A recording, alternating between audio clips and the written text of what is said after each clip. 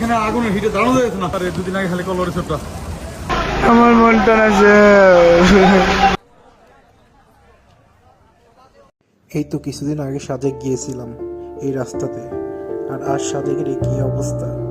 চারিপাশে কান্নার হাহাকারে যেন পরিবেশ একেবারে ভারী হয়ে উঠেছে। এই অবস্থা দেখে আসলে সত্যি নিজের মনটা অনেক খারাপ লাগতেছে। সাজেক আমার পছন্দের একটা জায়গা। না জানি রিসোর্ট মালিকেরা কিভাবে এই বিষয়টা ফেস করতেছে, তাদের সিচুয়েশন এখন কেমন। দোয়া করি যেন আগের মতো ওভারকাম করতে পারে।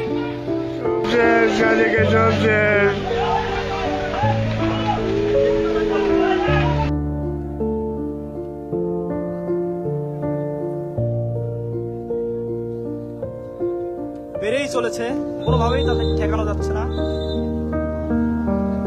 দেখতে পাচ্ছেন কি পরিমাণ আগুন চলতেছে।